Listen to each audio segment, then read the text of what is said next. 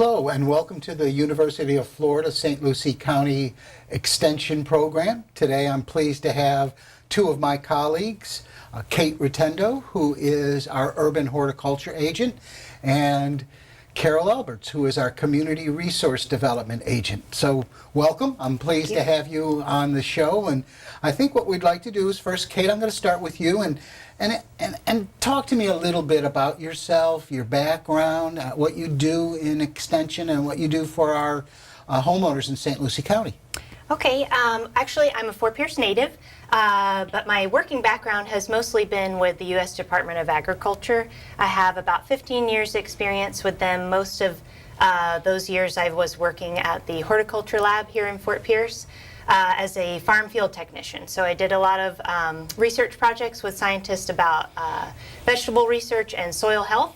And now in the urban horticulture agent position I'm in with St. Lucie County now, I deal with mostly residential homeowner landscape issues, problems or issues that they have with their plants or trees, and education programs for homeowners about those issues and topics. So you enjoy being outdoors? I do, yes. And I know with the USDA, I worked with you a little bit on some projects there, and now you're doing great work with the urban horticulture community. So, and how long have you been with us now? It will be since January, so almost coming up on a year anniversary with IFAS, Excellent. Yeah. Carol? Well, I have been involved with Extension since 1994. I started as a support person in the office and saw what a great thing Extension was and what it did and wanted to be part of it. So I was fortunate enough to get my degree in economics, food and resource economics, from the research centers at the University of Florida's Research Center right around the corner. Being homebound to St. Lucie County with a family, raising a family, I couldn't go up to campus. So that was a great program, and once I got my degree, I was able to start teaching programs on financial education. Took a little hiatus from the university for a while, and left the state and started a restaurant. Enjoyed my adventures in entrepreneurship, and came back to Florida, and got back in the extension service, fortunately, and here I am. Well, you're right. That is, and it's fortunate for us too. So you've talked the talk. You've owned businesses. You own businesses in Ohio, and also managed businesses in the islands in St. Croix. Yes, that was an adventure. Oh, I can imagine that. In fact, we were talking about that on the way over on some of the projects that you were involved with down there. So, well, let's go ahead and have a conversation about some of the programming that you two are doing together. Now, I understand that you are working with the city of Fort Pierce on the Moores Creek project. So why don't we just go ahead and start talking about that? Yeah, I think Carol and I are both really excited that we've been involved with the Moores Creek Community Garden. We've been talking and working with the folks from Public Works, Keep Fort Pierce Beautiful, and Kalita Scott, who's the Lincoln Park coordinator. We've been working with those folks to revamp this community garden that is on 9th Street in the Lincoln Park area in Fort Pierce. And so we've been working together for a few months, sort of gathering information, and we're going to have a kickoff October 28th, so coming up in a couple Saturdays here. Kickoff from 9 a.m. to 11 at the community garden, and we're going to be there representing IFAS. We'll have a booth with Master Gardeners there to help folks that are interested either in the community garden plots. They can sign up with the Keep Fort Pierce Beautiful booth. But they can also come to our booth and learn a little bit more about what varieties do well here, when to plant things, when to harvest things. We'll also have a booth for kids, so we'll do something fun. And then Carol will have also another table offering some services and programs that she'll be having in the future. So we have urban horticulture, community resource development, City of Fort Pierce, and the Lincoln Park Initiative, all working together as a partnership. So how did that come about? Carol, how did that all happen between, with you and Kate? We had, like I said, we got plants over here and we have plans over here. So how did you two think about that?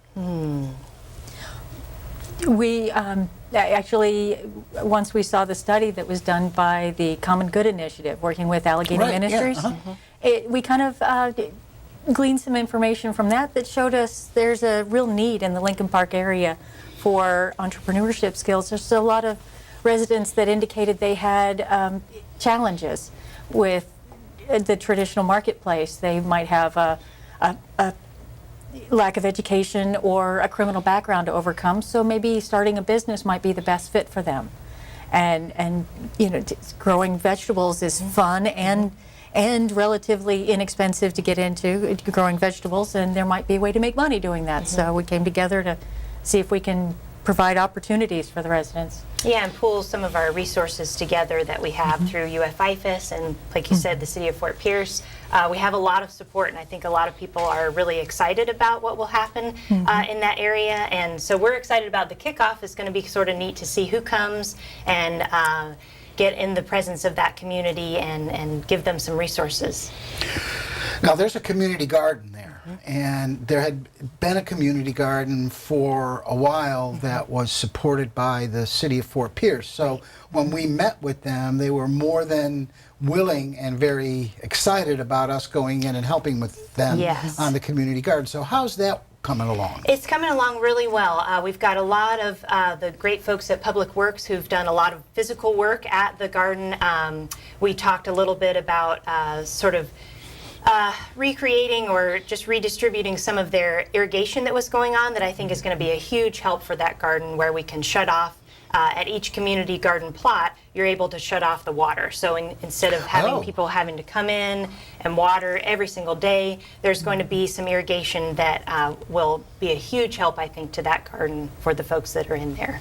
Yeah, that was Paul Bertram and his group. So shout out to Paul absolutely. And to his group. Yeah, they've got some great irrigation people that latched onto that idea, and I think we looked at some other local community gardens in Brevard County and some other ones down south that we sort of looked at what they were doing, and that irrigation seemed to be a simple fix, and it's going to be, I think, a huge push for that garden and the folks that have veggies in there. Convenience, you know, keeping it simple, and especially if you can have, you know, individual irrigation to individual plots, because sometimes some of the plants that you put in, for instance, tomatoes, once they get going, they need quite a bit of water a day, but yet there's other vegetables that just don't need as much. Lettuce, for one, probably doesn't need as much as tomatoes would. So yeah, those tomatoes like to drink up a whole lot of water. So if you're able to, as they get larger, as they get larger, and hopefully put on those beautiful tomatoes, that they do require a little more water. So I think this is going to be a big push for that community garden. So we've got lots of little things to celebrate,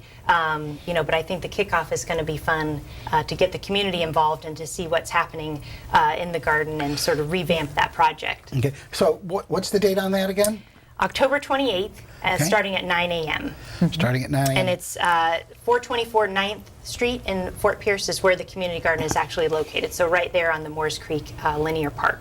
That's going to be really beautiful. Yeah. Good. And you'll be teaching and providing some information on how to start a business and entrepreneurship, things like that, right? At the community garden, not so much. I'll be promoting the program that we're going to be offering starting November 1st, Wednesday, November 1st, at the Blackburn Center, IRSC's Blackburn Center. And we will be teaching horticulture skills and entrepreneurship skills in that 6-week course. And hopefully the people who participate will be able to get some funding from St. Lucie County's Community Services to help them start a business once they've identified what they'd like to do and what's needed to start. So this program is going to be individual from your Moores Creek program. Yes. Well, let's talk a little bit more about that. That sounds really interesting. What are we going to name this? What have you girls named this? It's called Sprouting Healthy Businesses. Oh, goodness. Look at that, huh? I love it. And everyone we've told, they say, oh, I like that title. That is a great name. So let's talk a little bit about that. And it's going to be a 6-part series, you said? 6-week series from 8:30 to noon each Wednesday for ending on December 6th. And each week we'll look at a part of a business plan. So by the end of the 6 weeks, each participant should have a basic business plan to take to a bank for funding or to provide to community services to show that they've done their due diligence and are ready to start a business. Okay, and you're going to be participating in it, teaching folks how to grow Right. vegetables from the seed right on through Right. to harvesting. And I know that you've invited me into that to talk a little bit about food safety and a few other things. So Yeah. so give me an idea on how that's going to work. So yeah, I think it's going to be kind of cool to combine entrepreneurial skills and the information and program that Carol's going to be providing about the business side of things, which I'm really interested in because I don't really know that much about that side of it. But I will be providing most of the horticultural skill that folks may be interested in, starting with soil building and amendments, sort of starting at the dirt level, and just showing some options of how you can grow certain things in an urban environment. So I have a real passion for urban agriculture with an agriculture background. I'd love to see people using urban areas for more agricultural ways and processes that they can maybe, supplement their income or start a small business. So we'll be starting with, like I said, soil building and going all the way from, like you said, seed to harvest. I think the food packaging and processing and food safety will be really important for folks to know. So Carol and I will be touching on a lot of different subjects over that 6-week period. So it'll be a lot of information, but we're going to be touching on a lot of different subject matters. I'm a hydroponic guy, you know that. Yeah. I love growing hydroponically, not as much as in the soil. But, Right. And the reason I did that was because by the time I would set that system up, it was just a lot more convenient for me as a person that worked the number of hours that I worked. So I wanted to automate everything, the irrigation, the fertilization, Right. all of that. So those are some of the ideas that you're also going to discuss in this, correct? Yeah, I think there's lots of different options for people, which is kind of cool that we can bring that to people that maybe they are interested in hydroponics, or maybe it is more of a container gardening, earth boxes. Just providing those resources to let people know that these are some of the things that are available to you. And we're going to have a guest speaker on microgreens, which is sort of a cool niche market that someone could get into, providing microgreens or small green growings for local businesses or local restaurants. For local restaurants, yeah, sure. Yeah, so that could be, lots of people are doing that in other cities, but I think that's something that the folks in Fort Pierce or St. Lucie County could definitely do if they're interested in a small business. Yeah, you can grow a tray of microgreens, and then you just take that tray to the chefs, Right. and let the chefs use them and harvest them as they Right. need, and then you go back with another tray, and they give you that tray, and Yeah, and it's a cool really, process, It is, and I've looked a little bit at other places that are doing that, and we have a cooperator that is actually at the USDA here at the Horticulture Lab, who is we're really lucky. He's like a world-renowned expert on microgreens. Guru. Yeah, so he's the guru, which I'm really happy that he's agreed to come and share some information with us and with the folks that get to come to this 6-week program. So yeah, I think we're going to have a lot of fun and learn a whole lot in 6 weeks. Good. And you simply don't grow food and sell it and make money, do you, Carol? No, it takes a lot of planning. And, So let's talk a little bit about that and how you're going to break that portion of the program down. well, we're going to go through some of the more unfun tasks of business ownership. We're going to talk about licensing and record keeping and some tips on how to be more organized so you make your life easier as a business owner. We'll talk about insurance and I'm trying to think. And marketing yourself. Yeah, How to marketing, present yeah. yourself as a business owner and, get the recognition that your business needs so people can support you. And we'll have the help of the Small Business Development Center. They're going to show us a little bit about what other offerings they can provide and teach some of the topics that are presented for us. And this is just kind of a springboard to other types of ideas that you can utilize if you're gonna start a business. It doesn't necessarily have to be growing food in the backyard, does Sure. it? Right, It can be, right. if I like to tinker with small engines, then maybe I'm gonna start a little small business using, tinkering with engines. Or if it's landscaping, I had a landscaping business years ago, and pretty much that's what it was. I enjoyed landscaping, I enjoyed being outdoors, and I could get into the business for a relatively cheap amount of money to get into a business. And then And then we started business planning, my wife and I. And so that's really important to understand, that you need to have that financial management expertise, because as your business grows, then you're going to want to start thinking about other things. You're going to start looking at this big picture, and you want all that other process in place. Then, just like in agriculture, you want smart growth. Yeah, You need to absolutely. look at where you've been, and so you can tell where you're going, where you should go, and how And- fast. Yeah. And these programs can create businesses, which can create jobs, which is good for the economy of our county. And a lot of the new economy, a lot of the new businesses are going to be small businesses. And that's, you take a look at the amount of businesses that we have. 80% of those are small business with less than 10 employees. Yes, micro businesses. Micro businesses. So that's really important. Well, now you're also working with another local business for a program, which is really intriguing. You're so creative, and I will definitely want to be in on this one as well. So why don't we just talk a little bit about that? I think I know which one you're talking about. I reached out to Sailfish Brewery, which is in downtown Fort Pierce, Right. and wondered if they would like to maybe give us a little bit of space to host a workshop. We've called it Sip and Sew, where we're going to do a little workshop for folks that register about container growing. So we talked a little bit about hydroponics. We're going to have some options for people to learn how to do some container growing, because people are busy and they have families, they have jobs, but there are certain things that we can grow on our porches, whether it's lettuce or some herbs. And so we're going to have a really fun workshop there at Sailfish Brewery. They've been gracious enough to provide some space for us to have a little bit of fun, and then maybe have a brew afterwards. That's November 7th. I believe that's a Tuesday afternoon. And so we're going to be there at Sailfish, which should be really fun. Yeah, and again, we're going to have some pretty unique growing systems. Sure. And so emphasizing ease and the economy of space. Yes. And that's going to be a good program. I think it is. Yeah, I think, like you said, the economy of space, not everyone, I talk about urban ag, but not everybody has an acre.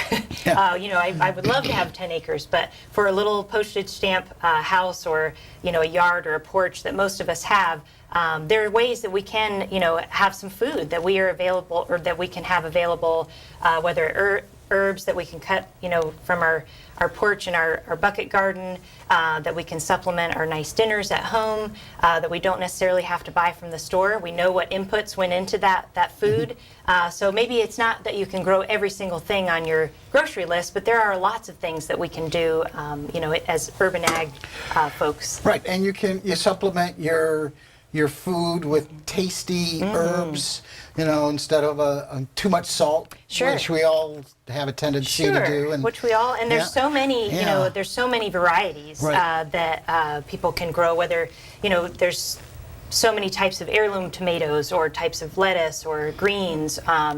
I just have these wacky radish seeds that came in my mail the other day. So there's just, when you look at a seed catalog, there's multiple varieties, yeah. that you could choose from. But one of the great things about IFAS is that we can sort of guide people what varieties do well here, because things that grow well other places don't necessarily do that great here. So we can help folks out to figure out what varieties do well, and a lot of them are really, really tasty, a whole lot better than you're going to get from the store maybe. And you've got to grow something yourself. you do, and Yeah. you get to pick it yourself, and you Yeah. get to eat, and then you have the bragging rights when you have folks over for dinner. Right. You say, "Excuse me, Yeah. I've got to go out and pick my tomatoes. Yeah, I'll be right back." Right? Yeah, I'll be right back. And the fact that, we're oftentimes picking our tomatoes near Christmas time when everyone else is buried in snow or ice, and we're still out there, with our sweatshirts going out to our garden to cut our greens and things. Yeah, that sense of pride never goes away, even how many crops I've ever had. Every time I get to cut something or pick something from our own garden, it's just really,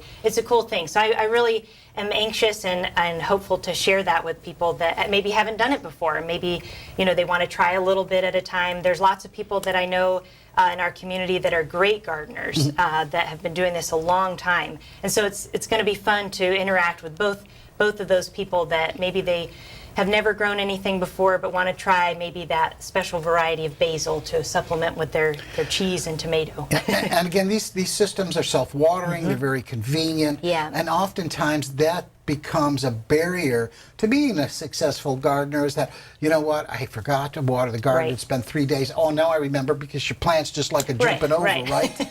So, Yeah, they're on the brink of death. But yeah, with these self-containing water or self-watering containers and the different options we're going to show some people, that might be a way that they can get into gardening that maybe is a little less intimidating or less maintenance that they're not really ready for quite yet, or it's just easy and they have a good time doing it.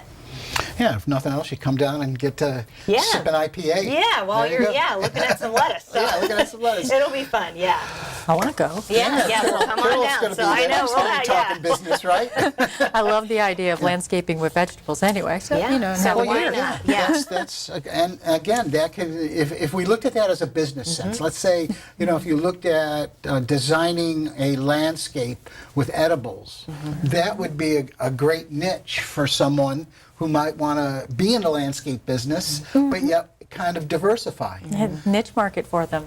Now, so community resource development's a new position for us It at the extension. We've never had one of you before, and we're glad we have you now. Yeah. So let's talk a little bit more about some of the other projects you're doing, and kind of a little bit deeper on defining your role. Well, I'm so fortunate that the county was forward-thinking in creating this community resource development position, because it's a great fit for St. Lucie County. We have a need for identifying the strengths that we have here in this county and banking on them, growing them. And I see my role as a community resource development is helping to retain and expand small business in this area. We are so fortunate to have so many small businesses, and we need to keep those and help other people get into them. And part of that is also helping the community to get their own finances in a place where they can support those small businesses. So that's the two focuses that I see as my role: helping the small business and helping the community with their finances. Yeah, and growing a business from within. You create so many more jobs by doing that, instead of looking outside for other businesses to come in. Although you want that growth too, but if you look at a good, healthy business community, then when you're asking outside businesses to come in, they're going to look at that. They're going to say, you know what, St. Lucie County is a really good place to do business. It's a strong business community, and we support the community. And has diverse offerings for, like when the bigger companies are brought in. EDC's done a great job of enticing big business into our area, and it's wonderful for our economy. Those employees that are coming here, they want things to do. They want services. So we need to have the small businesses in place to support those needs, and that just helps us grow. And we were talking the other day about the possibility of doing programming for high school sophomores and juniors and seniors on understanding how to do something as simple as balance a checkbook, or finances, and especially since they're going off to college, they're going to possibly be going off to college, and how to balance and work their money. So you're looking at programming like that, and you think there's a big need for that? Oh, I think so. And not many people get to be 18 and understand that they've just turned 18, and guess what? Your birthday present is a credit score. And often we're not told what a credit score is, how it got there, and how to protect it, and how to improve it. So that I see that as a place that I can help our teens. Whether they go off to college or not, they're still going to be a consumer with a credit score. They are. And they're eventually going to need financing.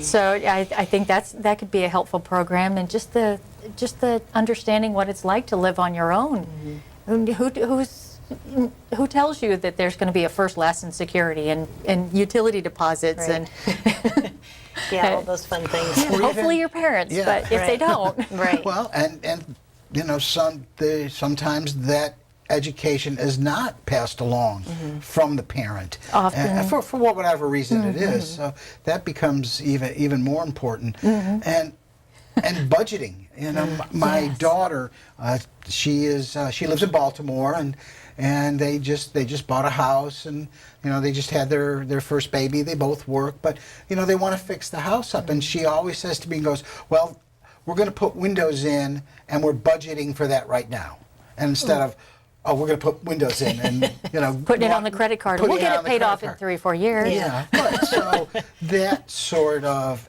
education as well. So in the last few minutes, why don't we talk about some of the new programming, other programming you have in Sure. mind, and some of the other responsibilities. I know that you Yeah. often field phone calls and pictures for identification. In fact, I sent you 2 today. Sure. Plant identification. You will also, on occasion, visit homeowners and their landscapes. Absolutely, yeah, we do. We've got a lot of, it feels like there's a lot of stuff going on all the time, but especially, you know, here coming into the fall. But I deal with, like I said, residential horticulture issues, so I do get those phone calls and emails. But we have some programs that I'm going to bring to the public I've been going to the Port St. Lucie Botanical Garden. I've got another talk coming up on Tuesday, the 24th, about alternatives to turf. So some of the issues that I get calls about or photos, we've put together some programs to maybe educate the homeowner on some of those issues they want to know a little bit more about. So I've got that coming up. We also do some Florida-friendly landscaping programs at Heathcote Botanical Garden, so here in Fort Pierce. Like we mentioned before, the sip and sow at Sailfish should be really fun. I also teach the Master Gardener training class, and that comes up in January. So if you need some more information about that, you can call the Extension office. But that we're really proud of in St. Lucie County. We have great Master Gardeners, and that class will be coming up in January. So we'll have a whole new class of Master Gardeners coming up in this year, in 2018. Great. And that is a 12-week course? Yes. And they're taught on different topics. They're taught on entomology. A plants, myriad of horticultural. It's like a little mini horticulture degree, and they are an extension of us at Extension that they also help residents with their horticulture issues. So. And then they volunteer in the community. Absolutely, and yes, There's I forget how many hours were donated last year. Yeah, thousands. But I know we put a value on that. There's a national value of over $19 an hour. Yeah, So when you start multiplying out all of that volunteer time, Sure. that's a just tremendous amount of money and volunteer and work putting back into the St. Lucie County community. Into the community, and there's no way that any of us all at Extension could make that all happen, and so they're a huge part of us that help out. So, Carol, what do you have coming up? We got a few more seconds left. Well, in the spring, I hope to start my own corps of volunteers, Master Money Mentors. Excellent. And they'll be trained to work in one-on-one with individuals to help them get their credit report and develop a spending plan and create a plan for paying off any debt that they have. So just those 3 simple skills, and then they can be ready to move forward with their financing. All right. Well, keep me advised on that one, because I would like to attend one of those too. Well, I want to thank you both for visiting with me today, and thank you for all the great work you're doing for our St. Lucie County residents. And thank Our you. pleasure. thanks, Ed.